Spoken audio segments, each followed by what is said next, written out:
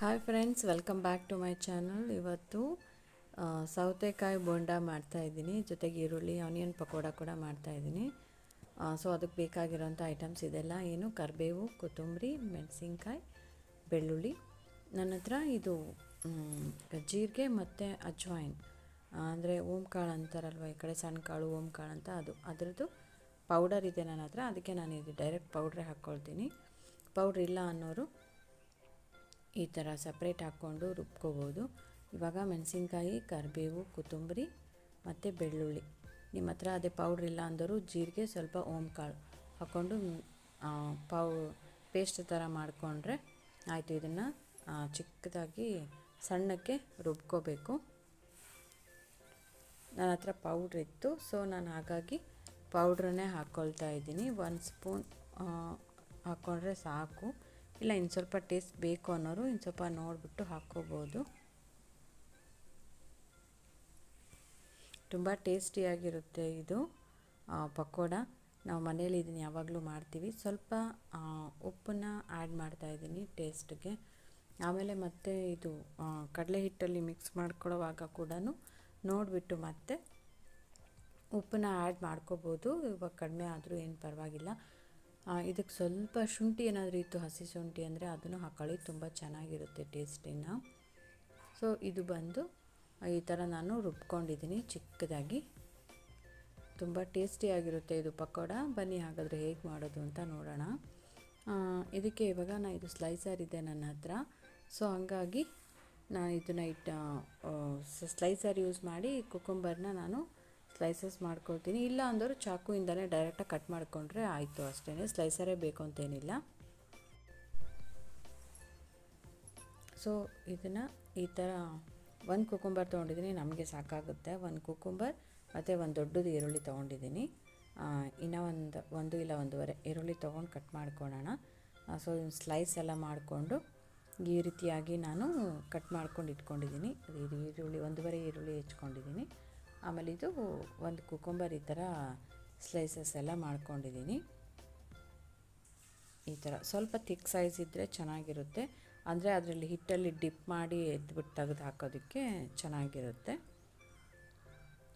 So next ಇವಾಗ ನಾನು ಆಯಿಲ್ನ ಬಿಸಿ ಮಾಡೋದಕ್ಕೆ ಇಟ್ಕೊಂಡಿದ್ದೀನಿ. ಲೋ ಫ್ಲೇಮಲ್ಲೇ ಮಾಡಬೇಕು ಇದನ್ನು, ಲೋ ಫ್ಲೇಮಲ್ಲಿ ಇಟ್ಕೊಳ್ಳಿ. ಸೊ ಒಂದು 2 ಬೌಲ್ನಷ್ಟು ನಾನು ಕಡಲೆ ಹಿಟ್ಟನ್ನು ತೊಗೊಂಡಿದ್ದೀನಿ. ಚಿಕ್ಕ ಬೌಲ್ 2 ಬೌಲ್ನಷ್ಟು.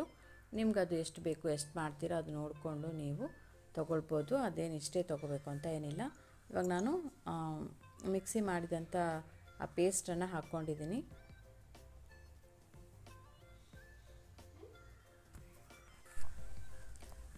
ಸ್ವಲ್ಪ ಪೇಸ್ಟನ್ನು ಹಾಕ್ಕೊಂಡಿದ್ದೀನಿ. ಇವಾಗ ಇದನ್ನು ಸ್ವಲ್ಪ ನೀರು ಹಾಕ್ಬಿಟ್ಟು ಚೆನ್ನಾಗಿ ಸ್ವಲ್ಪ ಥಿಕ್ಕಾಗೇ ಇರಲಿ, ಆ ಥರ ಸ್ವಲ್ಪ ನೀರು ಹಾಕ್ಕೊಂಡು ಈ ಥರ ಹಿಟ್ಟನ್ನು ಮಿಕ್ಸ್ ಮಾಡ್ಕೋಬೇಕು. ಇದು ಸಂಜೆ ಟೈಮ್ಗೆ ತಿನ್ನೋದಕ್ಕಂತೂ ತುಂಬಾ ಚೆನ್ನಾಗಿರುತ್ತೆ. ನಮ್ಮಮ್ಮಂಗೆ ತುಂಬ ಇಷ್ಟ, ನಾವು ಇದನ್ನು ತುಂಬ ಮನೇಲಿ ಮಾಡ್ತೀವಿ. ಸೊ ನಮ್ಮ ಮನೆಯವ್ರಿಗೂ ಕೂಡ ಇದನ್ನು ಮಾಡಿದ್ರೆ ತುಂಬ ಇಷ್ಟಪಟ್ಟು ತಿಂತಾರೆ. ಅದಕ್ಕೋಸ್ಕರ ಈ ರೆಸಿಪಿನ ನಾನು ಇವತ್ತು ಮಾಡೋಣ, ಹಾಗೆಯೇ ಶೇರ್ ಮಾಡೋಣ ಅಂತ ಮಾಡಿದ್ದೀನಿ. ಸೊ ಇದು ಸ್ವಲ್ಪ ಗಟ್ಟಿಯಾಗಿದೆ, ಇನ್ನೊಂದು ಸ್ವಲ್ಪ ನೀರು ಹಾಕ್ಕೊಳ್ಳೋಣ.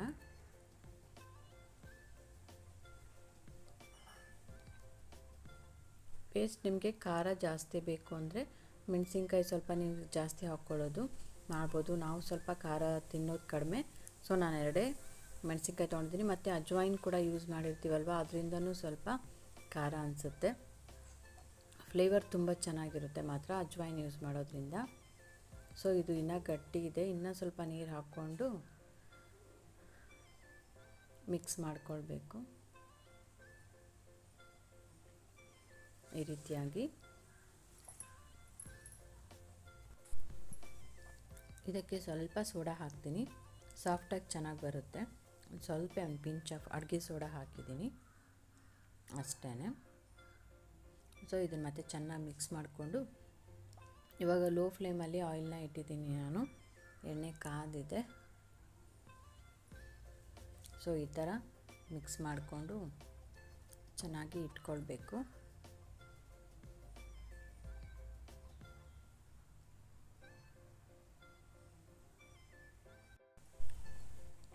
ಇವಾಗ ಎಣ್ಣೆ ಕಾದಿದೆ. ಸೊ ಸ್ಲೈಸಸ್ನ ತೊಗೊಂಡು ಡಿಪ್ ಮಾಡಿ ಇದರಲ್ಲಿ ಹಾಕ್ತಾ ಹೋಗೋದು ಅಷ್ಟೇ.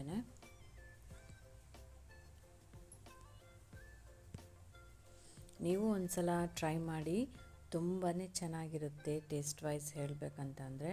ಸೊ ನೀವು ಕೂಡ ಮಾಡಿಬಿಟ್ಟು ಹೇಗಿತ್ತು ಟೇಸ್ಟ್ ಅಂತ ಹಂಗೆ ಕಾಮೆಂಟಲ್ಲಿ ತಿಳಿಸೋದನ್ನು ಮರಿಬೇಡಿ. ನೀವು ನಮಗೆ ನನ್ನ ಚಾನಲ್ನ ಫಸ್ಟ್ ಟೈಮ್ ಯಾರಾದರೂ ನೋಡ್ತಾ ಇದ್ದರೆ ದಯವಿಟ್ಟು ಲೈಕ್ ಮಾಡಿ, ಶೇರ್ ಮಾಡಿ, ಸಬ್ಸ್ಕ್ರೈಬ್ ಮಾಡಿ. ಮಾಡೋದ್ರಿಂದ ನನಗೂ ಒಂದು ಮೋಟಿವೇಶನ್ ಸಿಕ್ಕರೆ ಇದೇ ಥರ ಮತ್ತೆ ಬೇರೆ ಬೇರೆ ವೀಡಿಯೋಸ್ ಜೊತೆ ನಿಮಗೆ ವಿಡಿಯೋ ಮಾಡಿಬಿಟ್ಟು ಹಾಕ್ತೀನಿ. ಒಂದು ಮೋಟಿವೇಶನ್ ಸಿಗುತ್ತೆ ನಮಗೂ ಕೂಡ. ಸೊ ಈ ಥರ ಡಿಪ್ ಮಾಡಿ ಹಾಕ್ಕೊಳ್ಬೇಕು. ಈ ಥರ ಹಾಕ್ಕೊಂಡು ಇವಾಗ ಉಲ್ಟಾ ಮಾಡಿ ಈ ಥರ ಎಲ್ಲ ಬೇಯಿಸ್ಕೊಳ್ಳಿ. ಮೇಲೆ ಕೆಳಗೆ ಮಾಡಿ ಲೋ ಫ್ಲೇಮಲ್ಲೇ ಮಾಡ್ಕೋಬೇಕು. ಇಲ್ಲಾಂದರೆ ಸ್ವಲ್ಪ ಲೇಟ್ ಆದ್ರೂ ಈ ಥರ ರೆಡ್ ಆಗಿಬಿಡುತ್ತೆ. ಈ ಥರ ಮಾಡಿಕೊಂಡು ಚೆನ್ನಾಗಿ ಬೇಯಿಸ್ಕೋಬೇಕು.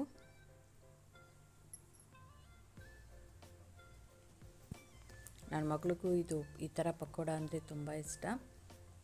ಅದಕ್ಕೆ ನಾನು ಮಾಡ್ತೀನಿ ಯಾವಾಗಾದರೂ ಈ ಥರ. ಸೊ ನೀವು ಮಾಡಿ, ಮಕ್ಕಳು ಮನೇಲಿದ್ರೂ ಮಕ್ಳಿಗೂ ಸರಿ ದೊಡ್ಡವ್ರಿಗೂ ಸರಿ ಈವ್ನಿಂಗಿಗೆ ತಿನ್ನೋದಕ್ಕೆ ತುಂಬಾ ಚೆನ್ನಾಗಿರುತ್ತೆ. ಇವಾಗ ಚೆನ್ನಾಗಿ ಬೆಂದಿದೆ. ಇದು ಈ ಥರ ಬೇಯಿಸ್ಕೊಂಡು ಎತ್ಕೊಳ್ತಿದ್ದೀನಿ. ನೋಡಿದ್ರೇ ಗೊತ್ತಾಗ್ತಾಯಿದೆ ಅಲ್ವಾ, ತುಂಬ ಟೇಸ್ಟಿಯಾಗಿರುತ್ತೆ, ತಿನ್ನಬೇಕು ಅನಿಸುತ್ತೆ.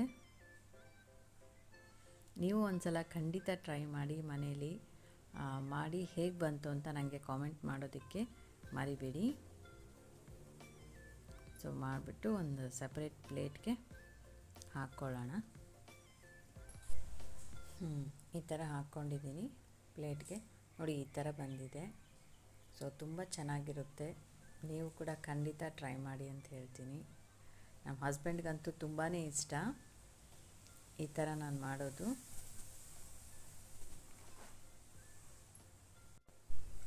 ಸೊ ಅದೇ ರೀತಿ ಈರುಳ್ಳಿ ಕೂಡ ಕಟ್ ಮಾಡಿ ಇಟ್ಕೊಂಡಿದ್ವಲ್ಲ, ಅದು ಡೈರೆಕ್ಟಾಗಿ ಮಾಡಿಬಿಟ್ಟಿರ್ತಿದೆ. ಅದು ಮಾಡೋವಾಗ ವಿಡಿಯೋ ಮಾಡಲಿಲ್ಲ ನಾನು. ಸೊ ಹಂಗಾಗಿ ಡೈರೆಕ್ಟಾಗಿ ತೋರಿಸಿದ್ನಲ್ಲ ಇದು ಹೆಂಗಿದ್ರು ಪಕೋಡದು, ಅದಕ್ಕೆ ಡೈರೆಕ್ಟಾಗಿ ಇದು ಈ ಥರ ಬಂದಿದೆ ಅಂತ ತೋರಿಸ್ತಿದ್ದೀನಿ.